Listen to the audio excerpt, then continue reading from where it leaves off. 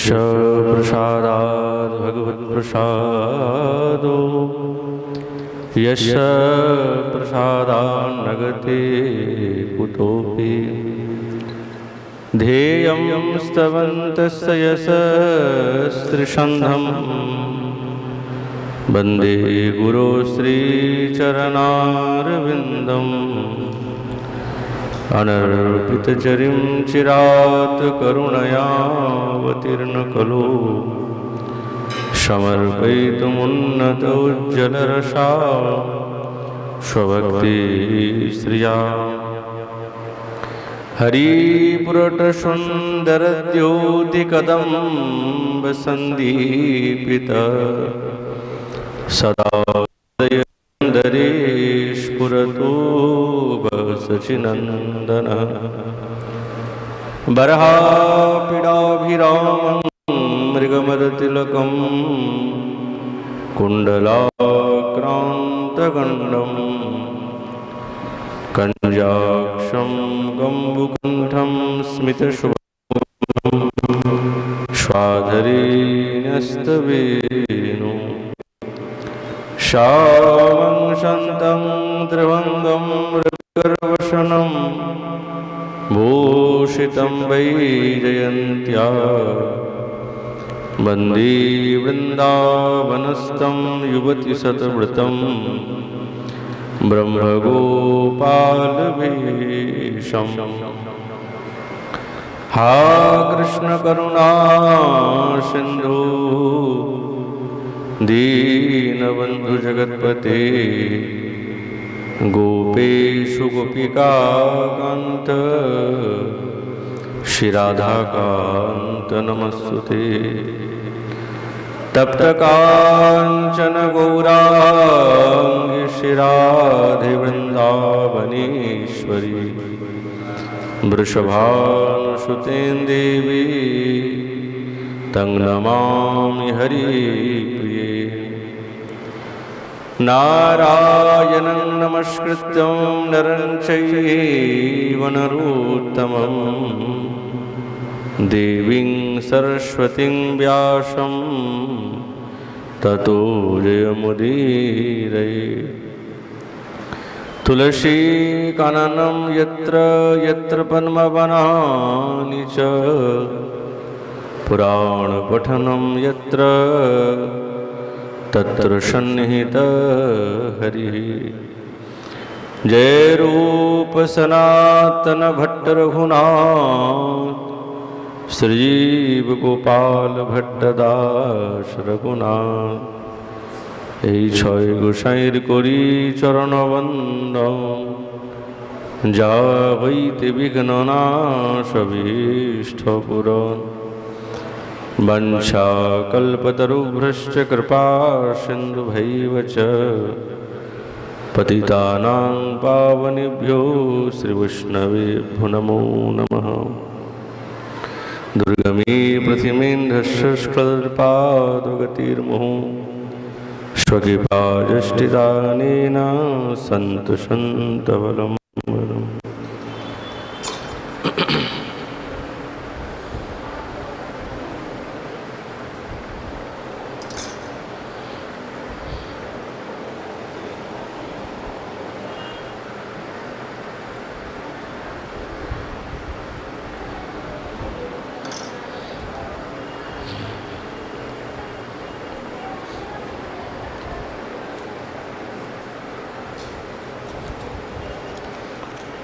ओम नमो भगवते वासुदेवाय।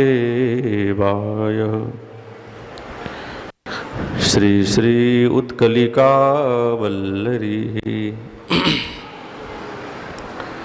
प्रणिपत्य भवन्तमर्थये पशुपालेन्द्र कुमार काकुभिः ब्रजयो बत मौलिमालिका करुणा पात्रमिदं जनं कुरु। कलियुग पावन अवतार नदिया बिहारी लाल श्री कृष्ण चैतन्य महाप्रभु तार अंतरंग प्रिय पार्षद गौड़ी आचार्य वर्ज শ্রীপাদ রূপ গোস্বামী চরণ তার সেই উৎকলিকা বল্লরীরূপী প্রার্থনা গ্রন্থরত্নে সঙ্গে সাক্ষাৎকার দিচ্ছেন। হে শ্যামসুন্দর, আমি তোমার চরণে প্রণত হয়ে কাকু বাক্যের দ্বারা প্রার্থনা করি, তুমি আমাকে সাক্ষাৎ ব্রজসুন্দরী গণের শিরোমণি বৃন্দাবনেশ্বরীর কৃপা পাত্র তুমি আমাকে দাও। এই প্রার্থনার মধ্যে একটি বিশেষ ভাব এবং রহস্য বস্তু লুকিয়ে আছে।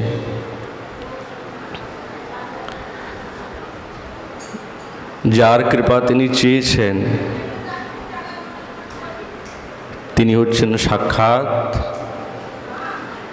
মাদনাক্ষ মহাভাব স্বরূপিণী।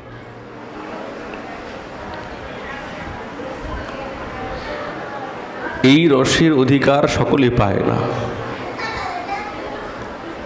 কেবলমাত্র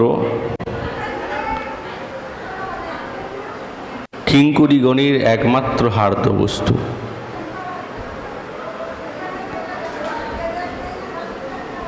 গোবিন্দের প্রাণীর থেকেও অধিক প্রিয়।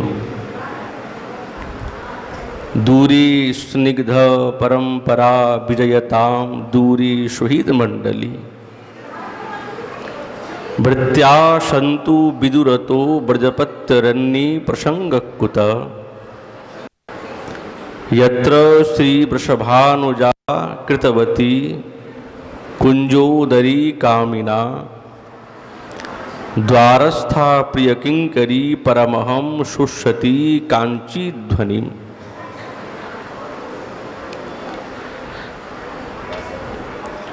শ্রীপাদ সেবার কামনা করছেন। এই সেবা বড় রহস্যাত্মক সেবা।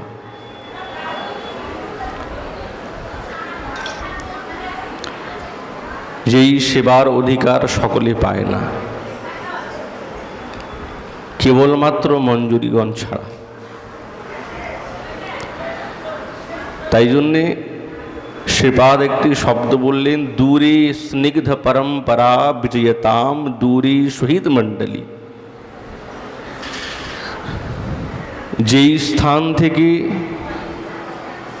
গোবিন্দের প্রতি যারা স্নেহাদির আধার সাক্ষাৎ মাতা পিতাগণ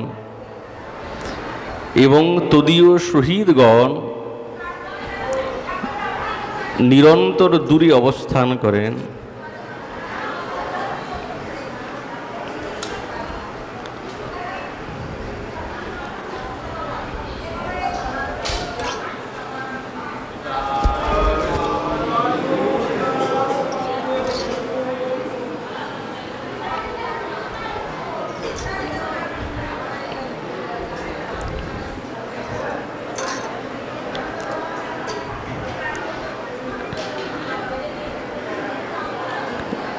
তাহলে সকলে তো সেই বস্তুকে প্রাপ্ত করতে পারবে না।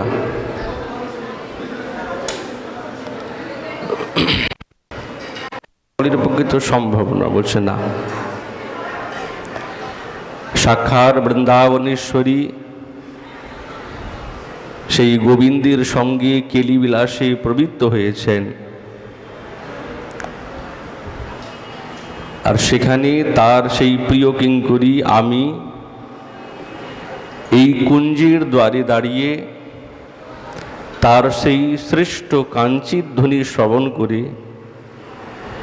আমি তার সেবার উপযোগী কবে হব বা কী প্রকার হতে পারব। তাহলে যে এই যে সেবার কথা তিনি বললেন, একে রহস্যাত্মক সেবার কথা বলে। এই সেবাটা হচ্ছে রহস্যাত্মক সেবা। তাহলে এই সেবা কি সকলে পাবে? বলছেন না, না,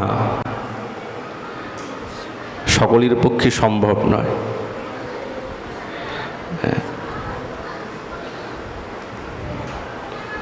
শ্রীপাদ সাধকার বেশে বৃন্দাবনেশ্বরীর মহিমার অপূর্ব স্ফূর্তি প্রাপ্ত করেছেন। আর পরম রহস্যাত্মক এবং নিগূঢ় তত্ত্ব হচ্ছেন রাধা তত্ত্ব। যেরকম বৃন্দাবনেশ্বরী, তার তত্ত্বটাও সেরকম কঠিন এবং রহস্যময়। ঐশ্বর্য জ্ঞান যদি হৃদয়ের মধ্যে থাকে তাহলে সে কিন্তু এই তত্ত্ব অনুসন্ধান করতে পারবে না, বুঝতে পারবে না। কেননা সাক্ষাৎ মাধুর্যের অভিনেত্রী হচ্ছেন রাধা ঠাকুরানী। আবার এই ব্রজের মাধুরীর আরাধনা ছাড়া এই বৃন্দাবনেশ্বরীর তত্ত্বকে উপলব্ধি করা সর্বথা দুষ্কর, অসম্ভব কথা। এই ব্রজরসের মধ্যে দিয়ে সেই অঙ্গিরস, এই অঙ্গিরস মানে কি জানেন তো? এই নতুন শব্দ আমরা পেলাম, রূপ গোস্বামীপাদের শব্দ, অঙ্গিরস। অঙ্গিরস মানে শৃঙ্গার রসকে অঙ্গিরস বলে। হ্যাঁ, যিনি সর্বদা বৃন্দাবনেশ্বরীকে গোবিন্দ অঙ্গীকার করেন আর গোবিন্দ বৃন্দাবনেশ্বরীকে অঙ্গীকার করেন বলে এই রসের নাম একটি হয়েছে অঙ্গিরস। ওই জন্যে সেই শৃঙ্গার রসের তদ্ভাবাচ্ছাত্মিকা এই প্রীতির দ্বারা এটাকে উপলব্ধি করা যেতে পারে। আর এই জাতীয় প্রীতি এই জগতে খুবই বিরল, খুবই বিরল। সাক্ষাৎ শ্রীকৃষ্ণ চৈতন্য মহাপ্রভু শ্রীরূপ শিক্ষাতে বললেন যে এই তো ব্রহ্মাণ্ড ভরি অনন্ত জীবগণ 84 লক্ষ যোনিতে করয় ভ্রমণ, তার মধ্যে স্থাবর জঙ্গম দুই ভেদ, জঙ্গমে তির্যক জল স্থল চর বিভেদ, তার মধ্যে মনুষ্য জাতি অতি অল্পতর, আবার তার মধ্যে ম্লেচ্ছ পুলিন্দ বৌদ্ধ সরব, আবার বেদনিষ্ঠ মধ্যে অর্ধেক বেদ মুখ মানে, বেদ নিষিদ্ধ পাপ কর্ম করে ধর্ম নাহি গণে, ধর্মচারী গণের মধ্যে বহুত কর্মনিষ্ঠ, আর কোটি কর্মনিষ্ঠ মধ্যে এক জ্ঞানী শ্রেষ্ঠ, আর কোটি জ্ঞানী মধ্যে হয় একজন মুক্ত, আর কোটি মুক্তির মধ্যে দুর্লভ এক কৃষ্ণ ভক্ত। এবার দেখুন, কৃষ্ণ ভক্ত পর্যন্ত তো পৌঁছে গেলাম, কিন্তু আমাদের আচার্যগণ বলছেন যে কৃষ্ণ ভক্ত হলেই সে এই রসের অধিকার পেয়ে যাবে, এরকমটা কথা না, এরকম না। আমি দাস গোবিন্দের এটা বললেই সে কিন্তু ব্রজের রসের রসিক হতে পারবে না।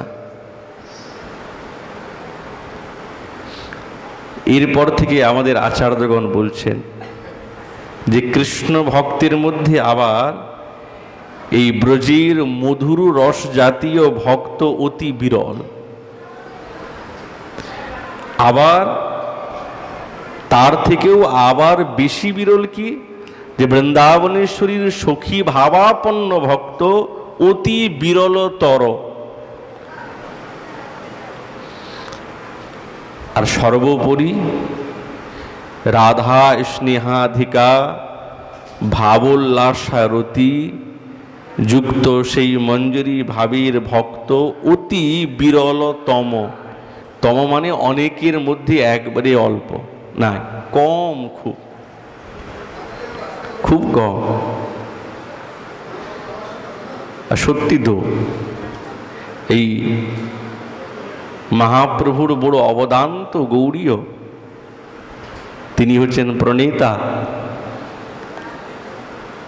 কিন্তু মঞ্জুরির ভাবোল্লাসা রতির ইচ্ছা খুব কম, বিরলতম।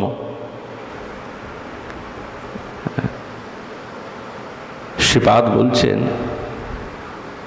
ব্রহ্মা, মহাদেব, সনকাদি তারাও কিন্তু সাক্ষাৎ বৃন্দাবনেশ্বরীর তত্ত্বকে এখনো পর্যন্ত বুঝতে পারেন নাই, এখনো পর্যন্ত বুঝতে পারে নাই। উনাদের তো অনেক দূরের কথা। সেবার এমনটি একটা কথা বলে ফেললেন, তার উপরের তো আর কোনো কথাই নেই। এই ব্রজের যারা দাস্য সখ্য বাৎসল্য রসের আধার,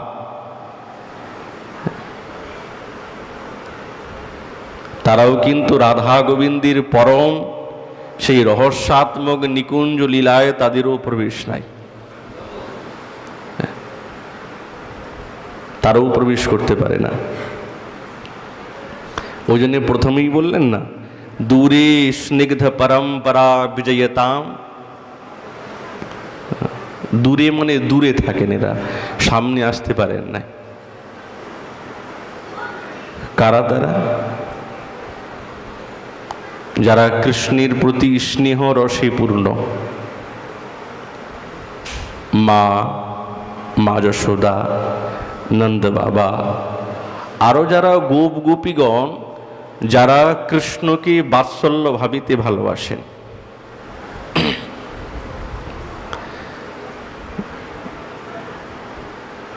কেন? তাদের হৃদয়ের মধ্যে কৃষ্ণের প্রতি চির শিশু আকাঙ্ক্ষা, যে আমাদের কাছে তিনি শিশু, আমার পুত্র। তাহলে বাৎসল্যময় তাদের ভাব। তাহলে বাৎসল্য রস এবং মধুর রস কিন্তু পরস্পর পরস্পর বিরুদ্ধ ভাবাপন্ন, দুটাই বিরুদ্ধ, এক না।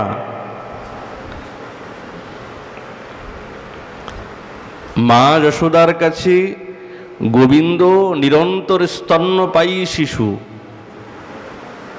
এ তো আমার কোলের শিশু, কোনোদিন তার প্রতি অন্য ভাব আসে না, আসতেও পারবে না। কি করে আসবে? কোনো প্রকারই আসবে না। পূর্বরাগ দশাতে যখন উত্তর গোষ্ঠ সময়ে শ্যামসুন্দর বৃন্দাবনেশ্বরীর বদন দর্শন করেছেন, ব্যাস, আর দেখা মাত্রই অস্থির হয়ে গেছেন। কেন? এমন রূপ তো কোনোদিন দেখেন নাই তিনি। তো নিজের প্রিয় নর্ম সখাকে বলছেন, থির বিজুরি বরণ গৌরী পেখনু ঘাটের মূলে কানাড়া ছাদে কবরী বাঁধে নব মল্লিকার মালে সই মরম কহিল তোরে আর নয়ানে ঈষদ হাসিয়া আকুল করিল মোরে ফুলের গেরুয়া, গেরুয়া মানে গুচ্ছ, থবক লুফিয়া ধরই সঘনে দেখাই পাশ উঁচু কুচো যুগ বাসন ঘুচাই মুচকি মুচকি হাস চরণ কমলে মল্ল তোড়ল, তোড়ল মানে তোড়া, সুন্দর যাবক রেখা কহে চণ্ডীদাসে হৃদয় উল্লাসে পুনঃ কি হইবে দেখা। এই একবার দেখেছেন তো, এখন সবসময় তার কথা মনে মনে ভাবছেন। প্রেমময়ীর ভাবনা করতে করতে করতে করতে খুব কাঁদছেন।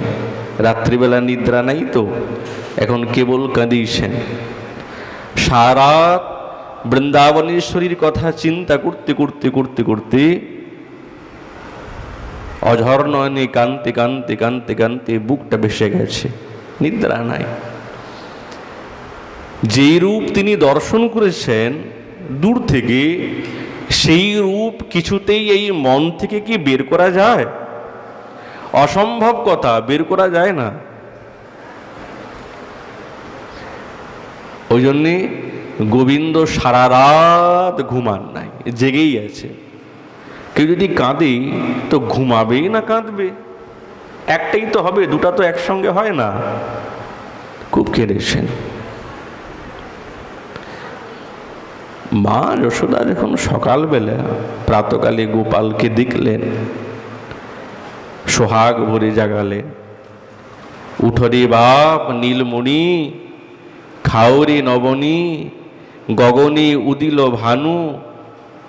বাপ গোপাল, ও গোপাল ওঠো বাপ। প্রেমের সঙ্গে, বাৎসল্য প্রেমের সঙ্গে সোহাগ ভরে গোপালকে জাগালেন। বাপ দেখ, তোর জন্য ননি তৈরি করেছি, খাবি না? যখন দেখছেন গোপাল উঠে নাই, মা যখনই গোপালের বদনের দিকে আকৃষ্ট করলেন, দেখলেন, সঙ্গে সঙ্গে দেখছে, ও মা কি অবস্থা দেখো তো, হ্যাঁ, আমার গোপালের চোখগুলি একবারে লাল হয়ে গেছে। কেন রে গোপাল, তোর চোখ লাল হলো কেন? ও কাল বুঝি সব সখাগণের সঙ্গে মিলে ওই যমুনাতে খুব ডুব দিয়েছিস বলে, খুব সাঁতার কেটেছিস, দেখ চোখগুলি লাল হয়ে গেছে। হায় হায় কি হবে? ও মনে হয় চোখ ফুটেছে, চোখ হয়েছে। চোখ হলে লাল হয়ে যায় না? আমার গোপালের চোখ ফুটেছে, ওই জন্য লাল হয়ে গেছে, কি করা যায়? কিন্তু গোবিন্দ তো তিনি রাধা বিরোহী। গোবিন্দের বৃন্দাবনেশ্বরীর জন্য সারা রাত কাঁদতে কাঁদতে যে চোখটা লাল হয়েছে, আরক্তিম চক্ষু দর্শন করেছেন, মা যশোদা কিন্তু ওই ভাবনা নাই। তিনি তো ভাবছেন আমার গোপালের চোখ ফুটেছে, লাল হয়ে গেছে। দাঁড়া দাঁড়া তাড়াতাড়ি করে গেলেন, একটা হলুদ বস্ত্র গোপালকে দিলেন। এই দেখ গোপাল, চোখ ফুটলে হলুদ বস্ত্রের দ্বারা যদি চোখটাকে মুছা যায় তাহলে চোখটা ঠিক হয়ে যাবে, আর ব্যথা করবে না, জল পড়বে না। কি আশ্চর্যের কথা! উদ্দীপনা হয়ে গেল। রং দেখে উদ্দীপনা হয়। এই পীতবস্ত্র দর্শন করে সাক্ষাৎ গোবিন্দের বৃন্দাবনেশ্বরীর কথা খুব মনে পড়ে গেল। আর মনেই তো পড়বে, কেন উদ্দীপনা তো প্রত্যেকটা পীতবস্ত্র হচ্ছেন সাক্ষাৎ বৃন্দাবনেশ্বরীর উদ্দীপক।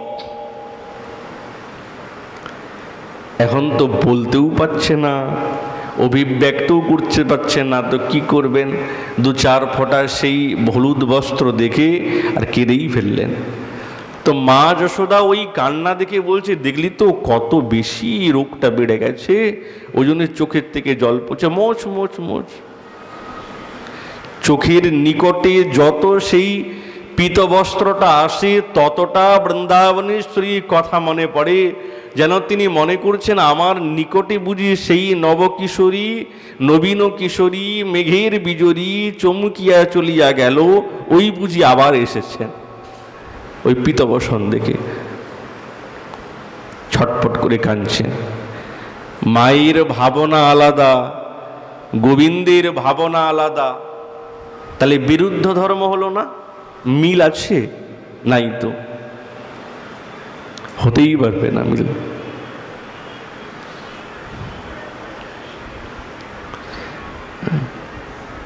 যখন দেখছি এত রোগ বেড়ে গেছে, কি করা যায়, খুব ব্যগ্র হয়ে গেছেন, চঞ্চল হয়ে গেছেন। তখন তিনি ব্যগ্রভাবে কুন্দলতার কাছে এসে উপস্থিত। আর কুন্দলতা হচ্ছেন কৃষ্ণের ভাতৃজায়া। তাহলে সম্পর্কে ভাতৃজায়া মানে বৌদি হলো। তখন তার সঙ্গে কৃষ্ণের সম্বন্ধ এবং ভাব কথাবার্তা সবসময় ব্যঙ্গ এবং উপহাসমূলক হবে। তো বলছে, দেখ দেখ কুন্দলতা, গোপালের কেমন চোখ ফুটেছে, লাল হয়ে গেছে। তো কুন্দলতা বলছে, মা এই হলুদ কাপড় দিলে হবে না, এর দ্বারাই তোমার গোপালের রোগ যাবে না, নিরাময় হবে না। আরে চোখ ফুটেছে তো, বলছে হ্যাঁ তো আমিও কি মানা করছি নাকি, চোখই তো ফুটেছে, কিন্তু কি চোখ ফুটেছে একটু ভালো করে দেখো। গোপালের চাহনি দেখেছো এখন কেমন চায়? আরে তোমার গোপাল বড় হয়ে গেছে, বিবাহের জন্য ব্যবস্থা করো, বিবাহ দিতে হবে, তার ব্যবস্থা করো। মা মন্দ মন্দ হেসে বললেন, কুন্দলতা কি যে বলিস, আমার দুধের শিশু এখনো পর্যন্ত কোল ছাড়তে পারে নাই, দুগ্ধপান এখনো ছাড়তে পারে নাই, এই তো মাত্র 6 বছর হয়েছে, এখন কি বিবাহ তার দেব? কি বলিস তুই, এমনি এমনি কথা বলছিস। মা যশোদা কুন্দলতা কিন্তু সবই ঠিক বলেছেন, তার কাছে তো লুকানো কিছু নেই, সে সব জানে। কার কারণে, কিসের কারণে আজ গোবিন্দের এই রকম দশা হয়েছে উনি তো বুঝে গেছেন, জানেন, ওই জন্য বলছেন। কিন্তু মা তো, মায়ের কাছে শুদ্ধ বাৎসল্য ভাব, সেই কারণে তার যে সন্তান বাল্য পৌগণ্ডকে অতিক্রম করে কৈশোরেতে যে পদার্পণ করেছেন, এইটি কিন্তু মা যশোদা কিছুতেই বিশ্বাস করতে পারছেন না, মানতেই পারছেন না। উনি এখনো পর্যন্ত বাল্যেতেই আছেন।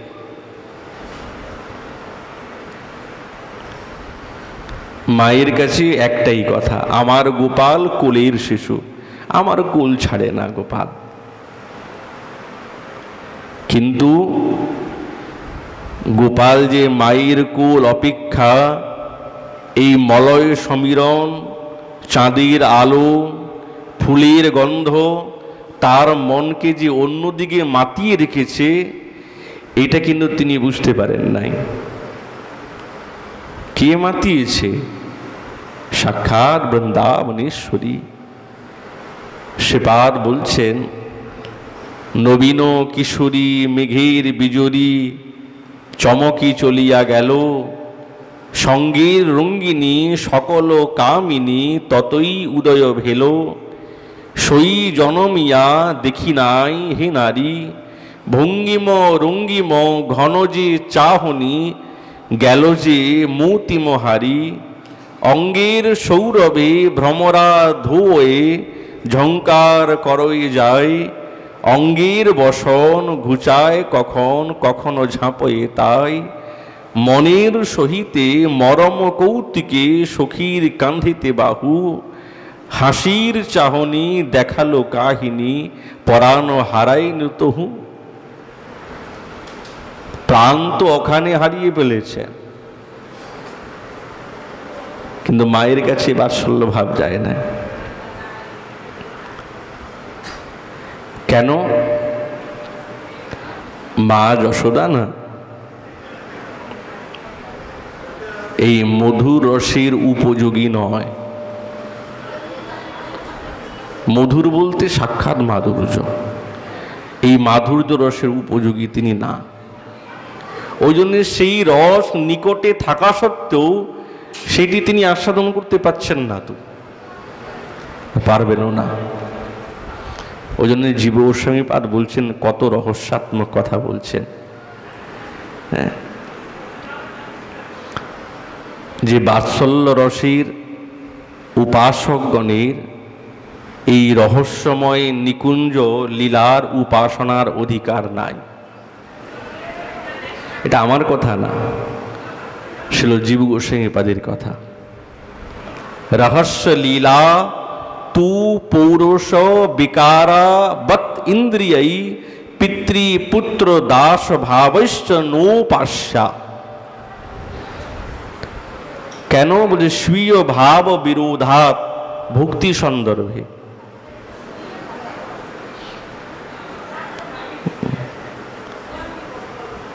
আমাদের উপাসনা হচ্ছেন যুগলের, গোপালের না। ওই জন্য বলেই দিলেন যে নিজের ভাবের বিরোধ, সেই বিরোধ হেতু এই পৌরুষ বিকারগ্রস্ত ইন্দ্রিয় ব্যক্তিগণ, মানে এখনো পর্যন্ত পৌরষ অভিমান যায় নাই, ইনারা এবং যারা পিতৃ পুত্র এবং দাস,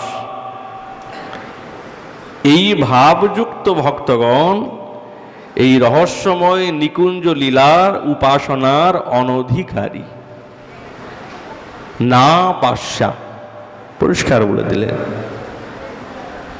মহাপ্রভু না আমাদেরকে এই যুগলের উপাসনার কথা বলেছেন। কোথাও আমাদের আচার্যগণ বলেছেন গোপালের উপাসনার কথা, বাল্য উপাসনা না। অনেকের মনে কষ্ট হতে পারে, কিন্তু কিছু করার নেই। তো আমার তো কথা নয়, জীব গোস্বামীবাদীর কথা। কষ্ট হলেও কিছু করা যাবে না।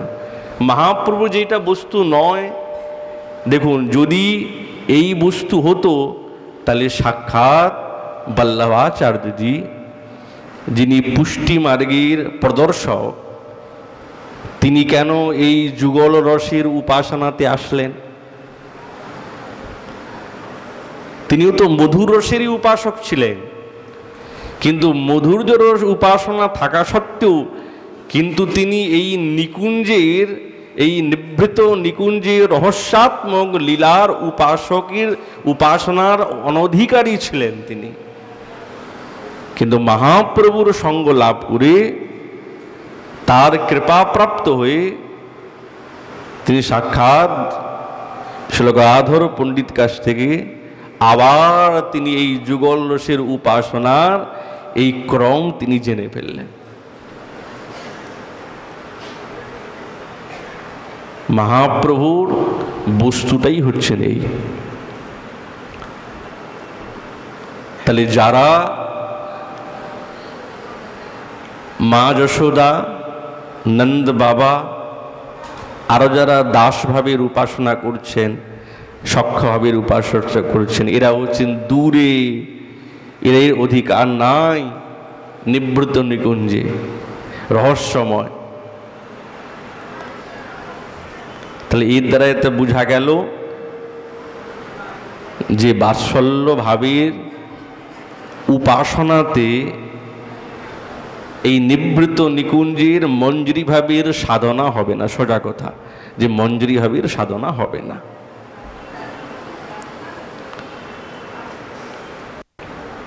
আবার বললেন কি শ্রীপাদ, দূরে সুহিত মণ্ডলী। কারা দূরে? সুহিত মণ্ডলী। আমাদের জীব গোস্বামী পাদ বলছেন শহীদ মৃত্যু দুহিত সূত্র। শহীদ মানে মিত্রকে শহীদ বলে, শহীদ মানে সখা, আর মণ্ডলী মানে সমূহ, একা নয়।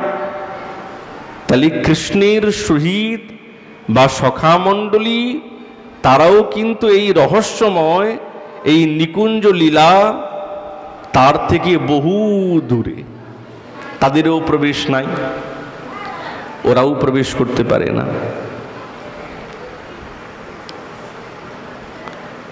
গোবিন্দের সখা চার প্রকার। শ্রী রূপ গোস্বামী পাদ ভক্তিরসামৃত সিন্ধুতে বলছেন যে শহীদশ্চ সখায়শ্চ তথা প্রিয় সখা পরি প্রিয় নর্ম বয়স্যাশ্চ ইত্যুক্তা গোষ্ঠী চতুর্বিধা প্রকারার্থে ধা প্রত্যয়। চার প্রকার। গোকুলে গোবিন্দের বয়স্যগণ চার প্রকার। বয়স্য মানে সমান বয়স্য প্রায়। এক হচ্ছেন শহীদ, দুই হচ্ছেন সখা, তিন হচ্ছেন প্রিয় সখা, আর চার হচ্ছেন প্রিয় নর্ম সখা। এই চার প্রকার সখার মধ্যে সুবলাদি সখা হচ্ছেন প্রিয় নর্ম সখা, যারা রাধা গোবিন্দের এই রহস্যময়ী সেই লীলার প্রবেশেতে কিঞ্চিত উপযোগিতা আছে, কিঞ্চিত, সম্পূর্ণ না। কেমন ভাবে? তাহলে এরাও পারেন না, বলছেন না। তাহলে সখার মধ্যে এদের মধ্যে কি পার্থক্য আছে? কিছু তো পার্থক্য থাকবে। তাহলে কিঞ্চিত অংশ কি করে তারা এই রহস্যাত্মক লীলাতে প্রবেশ করতে পারেন? উপযোগী হন? বলছে আছে। আবার শ্রীপাদ রূপ গোস্বামী পাদ বলছেন যে প্রিয় নর্ম বয়স্যাস্তু পূর্বত অপি অভিতো বরা আত্যন্তিক রহস্যেষু যুক্তা ভাব বিশেষণ। তাহলে প্রিয় নর্ম সখার মধ্যে কি বিশেষ পার্থক্য আছে? তখন শ্রীপাদ বলছেন আছে, বিশেষ ভাব আছে। দেখুন, পুরুষাভিমানী স্বরূপ তো কিছুতেই এই রহস্যাত্মক কুঞ্জিতে প্রবেশ করতেই পারবে না, কোনো প্রকারে না। প্রিয়নর্ম সখাগণ, এই শহীদ, সখা এবং প্রিয় সখা, এই তিনজনের থেকে ইনারা হচ্ছেন শ্রেষ্ঠ। কারা? না প্রিয়নর্ম সখা। আচ্ছা, কেন শ্রেষ্ঠ? বলছে ভাব বিশেষ যুক্ত আছে। ভাব বিশেষ কাকে বলে? শ্রীল জীব গোস্বামী পাদ বলছেন সখী ভাব আবিষ্ট ইতি ভাব বিশেষ যুক্ত। এদের মধ্যে সখী ভাব বিশিষ্ট আছে। দেহটা পুরুষ, কিন্তু ভাবটা কেমন? সখী ভাব আবিষ্ট, সখীর মতো। ওই জন্য এরা আত্যন্তিক সেই রহস্যাত্মক কার্যেতে এরা নিযুক্ত থাকেন। এখন আত্যন্তিক রহস্যাত্মক কার্যটা কি? প্রেয়সীগণের সঙ্গে মিলন এবং গুপ্ত কার্য, গুপ্ত কথা, গুপ্ত বার্তালাপ, এতে এরা নিযুক্ত থাকে সবসময়। তাহলে শ্রীপাদ যে বলছেন শহীদ মণ্ডলী দূরে, তাহলে শহীদ মধ্যে তো চারজন পড়ে গেলেন, তাহলে চারজনের মধ্যে তো প্রিয়নর্ম সখাও পড়ে গেল। তাহলে এরাও প্রিয়নর্ম সখা, তাহলে আচার্যপাদের অনুভূতিতে এদেরও অধিকার নাই। বলছে শহীদ মণ্ডলীর মধ্যে বাকি তিনজনকে ধরেছেন। এক হচ্ছেন শহীদ, দ্বিতীয় হচ্ছেন সখা, আর তৃতীয় হচ্ছেন প্রিয় সখা। এই তিনজন হচ্ছেন এই শহীদ মণ্ডলী। তাহলে এই বাকি তিনজন এরা সেই রহস্যাত্মক নিকুঞ্জ লীলাতে প্রবেশ নাই। বুঝছেন না? প্রিয় নর্ম সখাকে আলাদা করেছেন। ছিল রূপ গোস্বামী পাদ উজ্জ্বল নীলমণি গ্রন্থে অভিব্যক্ত করছেন নায়ক সহায়ক প্রকরণে। চেট, বিট, বিদূষক, পীঠমর্দ, ইনারা কিন্তু গোপীর সঙ্গে গোবিন্দের শৃঙ্গার রসের লীলার সহযোগিতা এরা হয়, এনারা করেন সহযোগিতা। কিন্তু প্রিয়নর্মের যে একটা বিশেষ ভাব আছে সেইটি কিন্তু এরা পায় না। প্রিয়নর্ম সখাগণের উপযোগিতা এই চেট, বিট, বিদূষক, পীঠমর্দ এদের থেকে বিলক্ষণ। কেন? বলছে ইনাদের কেবল আত্যন্তিক রহস্যজ্ঞ এরা, আর এই জন্যে এই রসের এরা জ্ঞাতা, এরা সখী ভাবাশ্রিত। এরা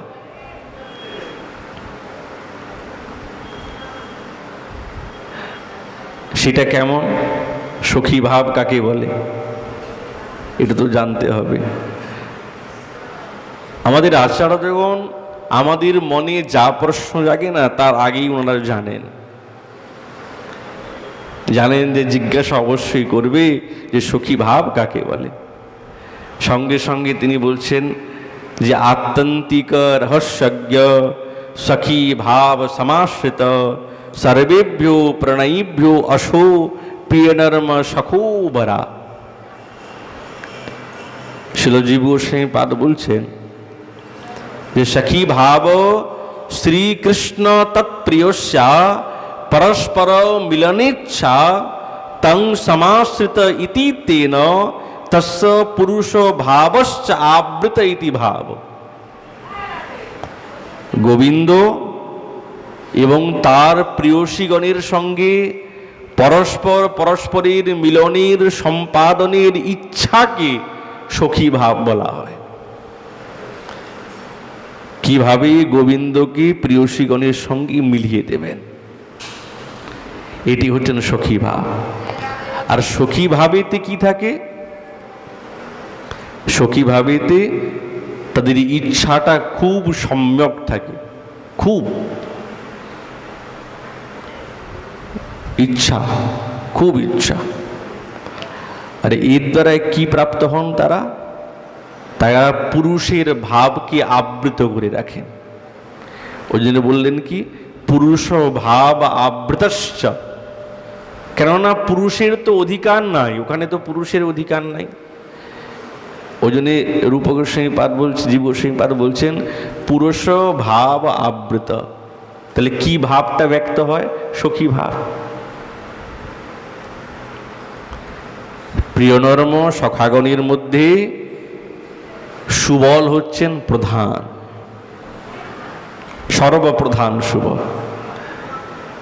তার সেবার সৌভাগ্যের কথা সাক্ষাৎ শ্রীপাদ রূপ গোস্বামী পাদ বলছেন নিজে, শ্রী রতি মঞ্জরীকে বলছেন যে প্রত্যাবর্তয়তি প্রসাদ ললনাম ক্রীড়া কলি প্রস্থিতাম সজ্জা কুঞ্জগৃহে করৌতি অঘভিদ कंदर्प लीलोचितां स्विन्न विजयति प्रिया हृदि परिशस्तांगमुच्चैर्मुरं क्व श्रीमान अधिकारितां न सुबल सेवा विधौ विन्दति। उज्ज्वल नीलमणिते सहाय भेदे रूपमंजरी সুবলের প্রতি এমন ভক্তি এবং প্রেমের কথা বলছেন। আচ্ছা বলো তো সখী, শ্রীমান সুবল গোবিন্দের কোন সেবাটা না করে নাই? সব সেবা করেছে, সব সেবার তার অধিকার আছে। যখন গোবিন্দের সঙ্গে প্রিয়সীগণের সঙ্গে যখন পরস্পর ক্রীড়া করতে করতে করতে করতে কলহ হয়ে গেল, আর সেই কলহ করে সমস্ত প্রিয়সীগণ যখন ত্যাগ করে চলে গেলেন গোবিন্দকে, তখন গোবিন্দ প্রিয়নর্ম তার সখা সেই সুবলের আশ্রয় গ্রহণ করলে। সুবল বলছে হ্যাঁ বলো, দেখো তো আমার সমস্ত প্রিয়সীগণ চলে গেছে। তো সুবল বলছে আচ্ছা বসো বসো, আমি দেখি কি ব্যবস্থা করতে পারি। সুবল নিজের মধুর কণ্ঠ এবং মধুর স্বভাবের দ্বারা বাক্য বিন্যাস করতে করতে সমস্ত প্রিয়সীর গণের মানকে পরাস্ত করে সকলকে মানিয়ে আর গোবিন্দের সঙ্গে মিলন করিয়ে দেন, আবার কুঞ্জি নিয়ে আসেন। এমন সুবল, তাহলে কত অধিকার আছে। কেবল তাই নয়, যখন রাধা গোবিন্দ দুইজনে কুঞ্জ অভ্যন্তরে কেলি বিলাসে স্মরকেলি বিলাসে যখন মগ্ন আছেন, তখনও কিন্তু তার সেবা সুন্দর সজ্জা বিছিয়ে দিয়েছেন। পূর্বেই এই সুবল প্রথমেই সজ্জা বিছিয়ে দিয়েছেন সুন্দর। কেন? রাধা গোবিন্দের তাদের এই রহকেলি বিলাস হবে, আর সেই রহকেলি বিলাসেতে যখন বৃন্দাবনেশ্বরী হৃদয়স্থে গোবিন্দ যখন বিশ্রাম করছেন, সারা অঙ্গ ঘেমে নিয়ে অস্থির, শ্রমজলের দ্বারা ক্লিন্ন হয়েছেন শ্যাম সুন্দরকে, তখন এই সুবল কি করলেন? বাতাস করতে আরম্ভ করলেন, বিজন। আচ্ছা বাতাস করতে গেলে তো কুঞ্জের ভিতরে প্রবেশ করতে হবে, তাহলে কি সুবল কি কুঞ্জের ভিতরে প্রবেশ করেছেন? না, কুঞ্জের ভিতরে প্রবেশ করেন নাই। ওই জন্যে শ্রীপাদ একটি শব্দ বললেন যে ক্লিন্ন বিজয়তি ইতি বহিস্থিত্বা যন্ত্র ব্যজনেন ইতি জ্ঞেয়ম।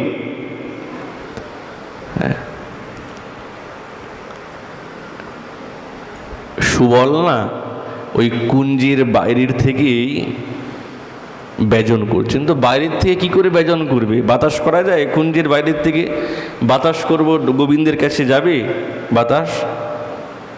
ওই জন্য একটা শব্দ বললেন, কি যন্ত্র ব্যজনী না, যন্ত্র ব্যজন। দেখেন না, আগে আমাদের রাধাকুণ্ডে, আমাদের মাজান্ডভা মন্দিরে আগে বাতার পাখা ছিল, ওই উপরে টাঙানো, দড়ি দিয়ে টানা হতো, দড়ি দিয়ে টানা হতো। আমরাও টানতাম। ওখানে যখন অধিবাস কীর্তন হতো না, তখন ওই একজন ওই টানতেন। আর আমাদের এই ভজন কুটিতে যে ভাগবত নিবাস আছে না, এখন তো নতুন হয়েছে, আগে তো ওরকম ছিল না। তো ওখানেও যখন আমাদের সভা হতো, জীব গোস্বামীপাদের যে এই যে স্মরণী সভা ইত্যাদি ভাষণ টাষণ হতো না, ওখানেই হতো আগে ভাষণ। ওখানে হতো না, জীব গোস্বামী ঘেরাতে হতো না, আগে ভাগবত ভবনই হতো। তো ওখানে ওই যন্ত্রব্যজন, ওই টানা, ওখানে পাখা ছিল টানা। মন্দিরে আগে আমাদের গোবিন্দ মন্দিরও ছিল, গোবিন্দ দেবের মন্দিরে ভিতরে পাখা ছিল, বাইরে থেকে ভক্তরা টানতেন, এগুলো ছিল না। তো একে বলে যন্ত্রব্যজন। তো সুবল বাতাস করছেন কিছু কুঞ্জের ভিতরে নয়, কুঞ্জয় বহিস্থিত্বা, বাইরে দাঁড়িয়ে এই যন্ত্রব্যজনের দ্বারায় মন্দ মন্দ টানছেন আর বাতাস করছেন, সম্মুখে স্থিত্বা না। কেন বলছে? যতই পুরুষে পুরুষ ভাব আবৃত থাক, ও আবৃত থাকা সত্ত্বেও, সখী ভাবাপন্ন হওয়া সত্ত্বেও, এই রহস্যাত্মক কুঞ্জের মধ্যে তার প্রবেশ নাই। তাহলে কার আছে? কেবলমাত্র মঞ্জুরিগণের আছে। ওই জন্য বলছেন দূরে সহিত মণ্ডলী। কত গভীর কথা।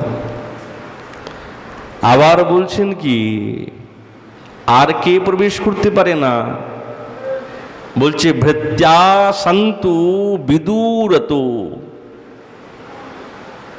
যারা ভৃত্য দাস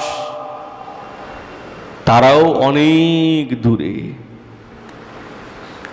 যারা গোবিন্দের দাস না, কৃষ্ণের দাস, তারা এই নিকুঞ্জ লীলার থেকে অনেক দূরে থাকেন।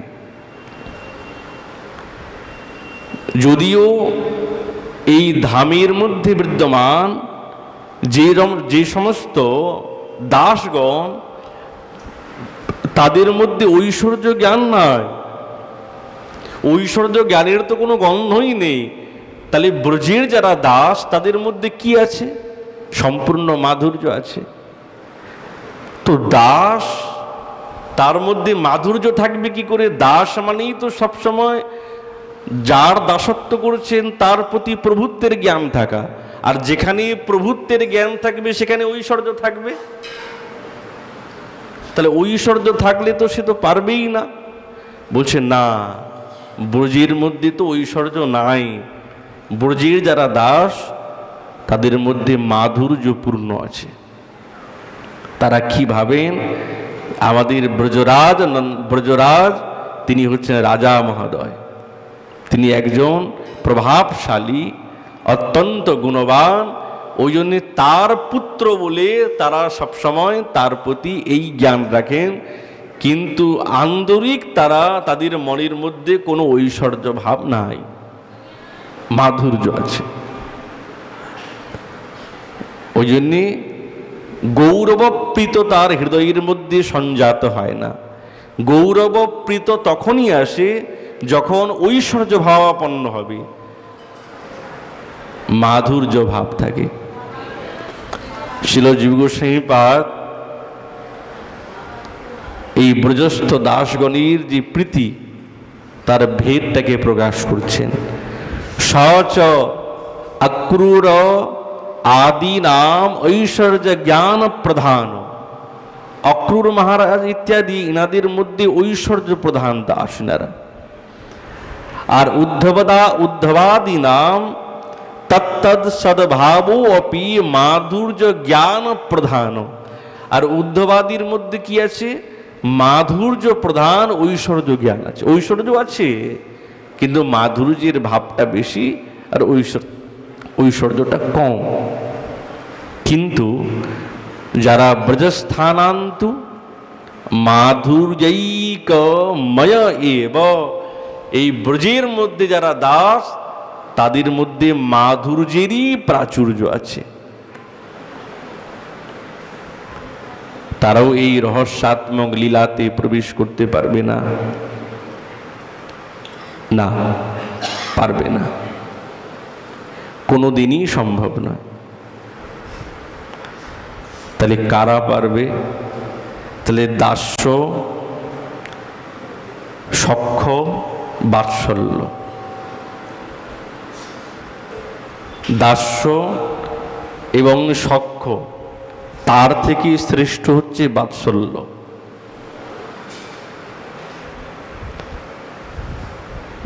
যখন গোবিন্দ এবং বৃন্দাবনেশ্বরী পরস্পর লতা বেষ্টন সদৃশ হয়ে যখন কুঞ্জের অভ্যন্তরে শয়ন করে আছেন, মা যখন প্রবেশ করেছেন গৃহে গোপালকে ডাকতে, গোপাল তো এখন ঘরে নেই, কুঞ্জে আছেন। গোপাল, ও গোপাল, সুখসারী, নিদ্রা ভঙ্গ হচ্ছে না তো? তখন সুখসারী মায়ের কথা স্মরণ করিয়ে দিচ্ছে গোপালকে, কৃষ্ণকে। মা ডাকছে, যাও, মা ডাকছে। কি আশ্চর্যের কথা! বৃন্দাবনেশ্বরীর নিকটে থাকাকালীন মায়ের কথাও ভুলে গেছে।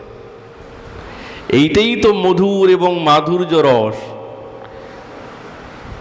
তাহলে বাকি দাস্য এবং সখ্যের কথা বিভ্রম হবে না? এটা তো বাহুল্য কিছু, বাহুল্যই তো এটা। ভুলে যাবেন, ভুলে যান। ওই জন্য মঞ্জুরিগণেরই কেবল এর মধ্যে অধিকার আছে, আর কারো নেই, আর কেউ পায় না। ওই জন্য শ্রীপাদ বলছেন না, যখন কুঞ্জের অভ্যন্তরে কেলি বিলাসে প্রবৃত্ত তোমরা হবে, যখন বৃন্দাবনেশ্বরীর প্রিয় কিঙ্করী আমি তোমার সেই কুঞ্জের দ্বারস্থে দাঁড়িয়ে সেই ঈশ্বরীর সরস কাঞ্চির ধ্বনি আমি শ্রবণ করতে পারবো, আমি বুঝবো হ্যাঁ এবার আমার সেবা, আমি সেই সেবা এবার সেই শব্দ শ্রবণ করব।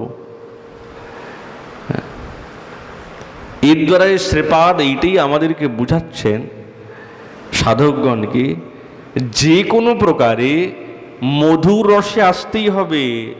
মধুর রসে না আসলে এই রহস্যাত্মক অনুভব আমাদের জীবনে ঘটবে না, অন্য কোনো রসে আসবে না। এর প্রমাণ দেখুন কেমন। আমাদের সিদ্ধ চৈতন্য দাস বাবাজি মহারাজের শিষ্য ছিলেন গৌরচরণ দাস বাবাজি মহারাজ, সিদ্ধ গৌরচরণ দাস বাবাজি মহারাজ। তো একদিন নবদ্বীপে যখন ছিলেন, গুরুদেবকে বলছেন, বাবা আমি একটু বৃন্দাবনে যাব, 84 কোষ পরিক্রমা দেবার বড় ইচ্ছা। তো গুরুদেব তো বলছেন, ভালোই কথা, আসবি তো, ফিরে আসবি তো? বলছে হ্যাঁ গুরুদেব, আসবো না মানে? যাবো, পরিক্রমা দিয়ে এসে যাবো, আসবো না কেন?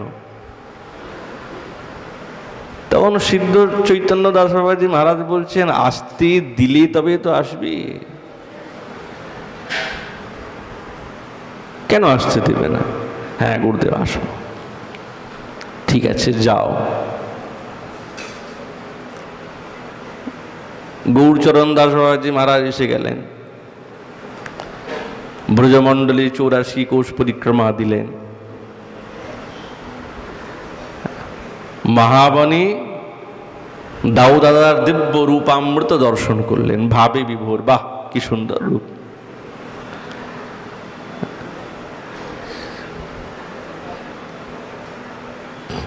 দাউ দাদা এখন গৌরচরণ দাস বাবাজি মহারাজকে দেখে খুব আনন্দে বিভোর হয়ে গেছেন। বা ভগবানের সঙ্গে ভক্তির মিলন তো খুব প্রেমের। শোনো গৌরচরণ, তুমি না আমাকে বড় ভালো লেগে গেছো, তুমি এখানেই থাকো, তোমাকে যেতে হবে না। বাবাজি মহারাজ বলছে, না না, গুরুদেবকে কথা দিয়ে এসছি, যাবো আমি, চলে যাব, আমি থাকবো না এখানে। না না, আর যে কি হবে, তুমি এখানেই থাকো। ওই দেখো এই কুণ্ডের পাশে একটি গুফা আছে, তুমি এখানে থেকে ভজন করো, সব সিদ্ধি হবে। না না, আমি থাকবো না, আমি চলে যাব। এইদিকে দাউ দাদা ছাড়বেন না, ওইদিকে সাধু বাবাও থাকবেন না, আমি থাকবো না, আমি চলে যাব, গুরুদেবকে কথা দিয়ে এসছি। আবার মনে পড়ছে গুরুদেবের কথা, গুরুদেব আমাকে বলেছিল ছাড়লে আসতে দিলি তো আসবি, বাস্তবিক কথা কি সত্য হবে, এই ভাবছেন। সন্ধ্যা হয়ে গেল, মনে মনে ভাবছেন আমি থাকবই না, দাউ দাদা আমাকে রাখবে কি করে।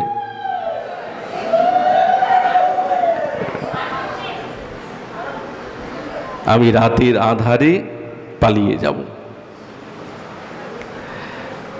তখন সাধু গৌরচরণ দাস বাবাজি মহারাজ করলেন কি, একবারে মধ্যরাত্রে আর ঝোপঝোলা কাঁধের মধ্যে নিয়ে আর দৌড়াতে আরম্ভ করেছেন। আর থাকবো না, দৌড়াচ্ছেন দৌড়াচ্ছেন, আর মনে মনে যেন পিছন থেকে কেউ ডাকছে, হ্যাঁ গৌরচরণ দাস তুমি এখানেই থাকো, যে কি করবে। আবার মাঝে মাঝে ফিরে তাকান কেউ আসলো কি না, অন্ধকার। খুব জোরে জোরে হাঁটছেন। আমি এই বৃন্দাবনের ব্রজধামের সীমা পার করলে কি আর আমাকে বলতে পারবে?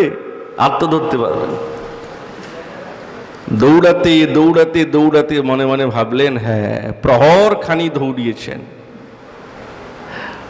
এবার বুঝি ব্রজের সীমা পার করে গেছে, একটু বিশ্রাম করি, এবার তো ভোর হয়ে যাবে, তারপরে ধীরে ধীরে যাব।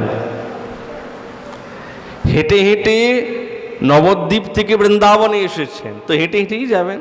রসিক তো ব্রজে আসার যে মহত্ব কি উনারাই জানতেন। কেন কষ্ট করে বৃন্দাবনে আসতে হয়, সুখী বৃন্দাবন, ওই কষ্টটাতে কোনো সুখ মনে হবে। যখনই ভোর হয়ে গেল না, চোখটা তন্দ্রা লেগে গেছে, খুলে দেখলেন সর্বনাশ, সেই যেখানে তিনি বসেছিলেন না সেখানেই ঘুমিয়ে আছে।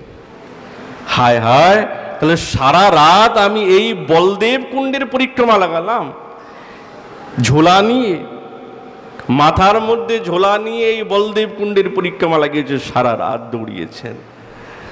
মনে মনে ভাবছেন, না ইনি আমাকে ছাড়বে না, আর যাওয়া যাবে না। গুরুদেবের কথাটাই সত্য, গুরুদেব বলেছেন তোকে ছাড়লি তুই তবে তো তুই আসবি, আমাকে ছাড়লো না, গুরুদেব ক্ষমা করো। তো ওইখানেই উনি বসে ভজন করতেন। তো উনি রামকৃষ্ণ মন্ত্র জপ করতেন, রামকৃষ্ণ মন্ত্র।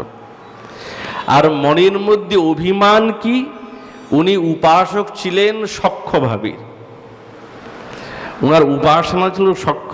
আমি শ্রীদামের বড় দাদা, আমি শ্রীদামের বড় দাদা, অভিমান করতেন। তো বড় দাদা মানে সখ্য ভাব কৃষ্ণের সঙ্গে, এই ভাবনা নিয়ে বহুদিন কেটে গেল, সখ্য ভাব। কিন্তু একদিন হঠাৎ নবদ্বীপ থেকে একজন সজ্জন ব্যক্তি এসলেন। তো তিনি গৌরচরণ দাস বাবাজি মহারাজের নিকটে এসে প্রার্থনা করলেন, বাবা আমাকে একটু কৃপা করুন, দীক্ষা দেন। উনি কারোর সঙ্গে কথা বলতেন না, সারা দিন ওই গুফার মধ্যে থাকতেন, একবার মাধুগুরি করতে বেরোতেন। তো যখন বেরোতেন তখন দেখতেন যে আমার কুঠির পাশে বসে আছে, আর কোনো কথা নেই, একটা টু শব্দ করতেন না, জিজ্ঞাসাও করতেন না তুমি কে, কেন এসেছো। উনি প্রত্যেক দিন বলতেন, বাবা আমাকে কৃপা করো, ব্যাস এতটুক কথা। আবার উনি কুঠিতে প্রবেশ করতেন। 1 বছর বসে আছেন ওরকম করে। তো একদিন বাবাজি মহারাজ জিজ্ঞাসা করলেন, কি নাম তোমার? বলছে, বাবা আমার নাম উমুক। তো বলছে, কি তোমার এই হাতে কি, এটা কি? বলে, চৈতন্য চৈতামৃত। বাহ, আচ্ছা তুমি আমাকে চৈতন্য চৈতামৃত শোনাও তো, আসো। তো তিনি নিজের কুঠির মধ্যে এই 1 বছর পরে ঢুকালেন, আর চৈতন্য চৈতামৃত উনি পড়তেন আর শুনতেন। তো ধীরে ধীরে ধীরে ধীরে ধীরে ধীরে শ্রবণ করতে করতে কাঁদতে আরম্ভ করলেন, সারা অঙ্গ পুলকিত, ছটপট করতেন। একদিন হঠাৎ এই রামকৃষ্ণ মন্ত্র ত্যাগ করে তিনি মহাপ্রভুর এই যুগল মন্ত্রের কথায় স্মরণ হয়ে গেল। মনের মধ্যে ভাব এসে গেল, না না, আমার তো এই বস্তু না, আমার তো সাক্ষাৎ সেই রাধা গোবিন্দের কুঞ্জ সেবার অধিকার। এটা তো ভুল, এটা তো আমার নয়, মহাপ্রভু তো এইটা আমাকে দেন নাই। সঙ্গে সঙ্গে সেই সজ্জনকে বুকে জড়িয়ে দিলেন, তোমাকে আমি কৃপা করব, তুমি আমার হৃদয়ের মধ্যে এই মঞ্জুরি ভাবের সাধনাকে জাগিয়ে দিয়েছো তুমি। আমি এর থেকে অনেক দূরে ছিলাম, কিন্তু তুমি আমার হৃদয়ে জাগালে। তাকে দীক্ষা দিলেন, বেশ দিলেন, আর বেশ দেওয়ার পর তার নাম রাখলেন দয়াল দাস। তিনিও সিদ্ধ পুরুষ হলেন। আর মঞ্জুরি ভাবের উপাসনা করতে করতে করতে করতে গৌরচরণ দাস বাবাজি মহারাজ তিনি এই স্বরূপকে সিদ্ধি লাভ করলেন। বলার তারতম্য এই, যদি কেউ কোনো কারণে অন্য রসেতেও যুক্ত থাকে তার হবে না এইরকম নয়, কিন্তু ওই রসে থেকে সে কিন্তু মঞ্জুরির ভাবে রস আস্বাদন করতে পারবে না, ছাড়তে হবে। একটা বস্তু না ছাড়লে ওই বস্তুকে ধরা যাবে না। আমি ভাববো না বাৎসল্য রসে থাকবো আর আমি ওই রাধা গোবিন্দের যুগলের উপাসনা করব, কোনোদিন হবে না, এটা হবে না। একটাকে ছাড়তে হবে, না ছাড়লে ওইটাকে ধরা যাবে না। আর এই রসই হচ্ছেন আমাদের সর্বোত্তম, সবার উপরে, যার উপরে আর কিছু নেই। যত প্রেম আছে, দাস্যের কাছে প্রেম, সখ্যের কাছে প্রেম, বাৎসল্যের কাছে প্রেম, সবই প্রেম কিন্তু বৃন্দাবনেশ্বরীর থেকেই এই ক্রমানুসারে অল্প অল্প এসেছে। মূলা হচ্ছেন উনি। ওই জন্য শ্রীপাদ বলছেন, তুমি আমাকে তার কৃপা ভাজন করে দাও। কার কৃপা ভাজন? সাক্ষাৎ বৃন্দাবনেশ্বরীর কৃপা ভাজন। তাহলে এই রসের অধিকারী কেবলমাত্র এই মধু রসেতেই আছে, মঞ্জুরি ভাবের সাধনাতেই আছে, আর কোথাও পাওয়া যাবে না। শ্রীপাদ এটাই বলছেন। এই বলে আমাদের ভাগবতী কথা এখানেই বিশ্রাম। মহাপুরুষ কৃপা হলে আগামীকাল আবার এই বিষয় আলোচনা হবে। নিতাই গৌর হরি বল।